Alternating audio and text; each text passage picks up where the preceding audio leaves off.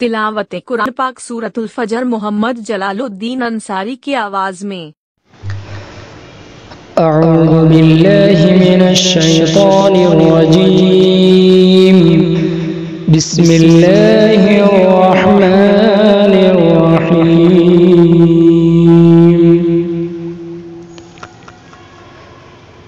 अल्हम्दुलिल्लाहि रब्बिल आलमीन अर्रहमानिर रहीम मालिकि यौमिद्दीन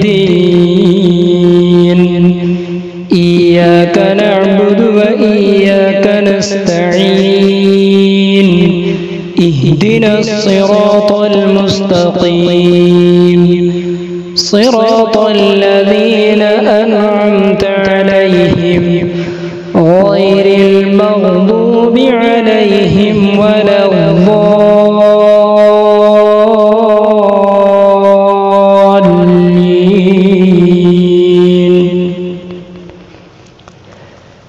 वल्फज्रि वलयालिन अश्रिन वश्शफ़्इ वल्वत्र वल्लैलि इज़ा यस्रि हल फ़ी ज़ालिका क़समुन लिज़ी हिज्र।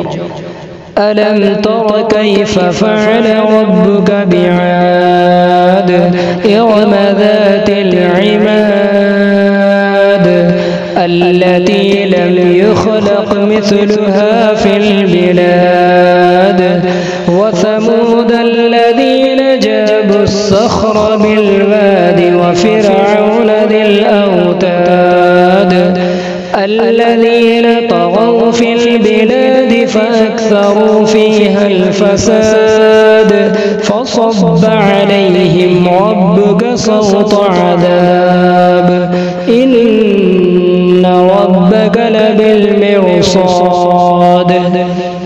فأما الإنسان إذا ما ابتلاه ربه فأكرمه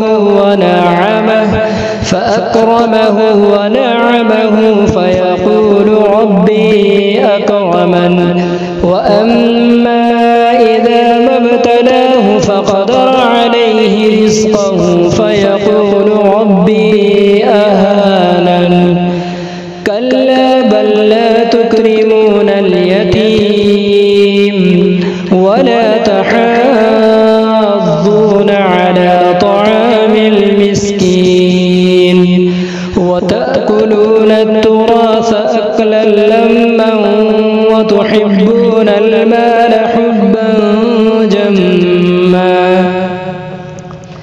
كلا إذا دكت الأرض دكا دكا وجاء ربك والملك صفا صفا وجيء يومئذ بجهنم يومئذ يتذكر الإنسان وأنى له الذكرى يقول يا ليتني قدمت لحياتي فيومئذ لا يعذب عذابه أحد ولا يوثق وثاقه أحد.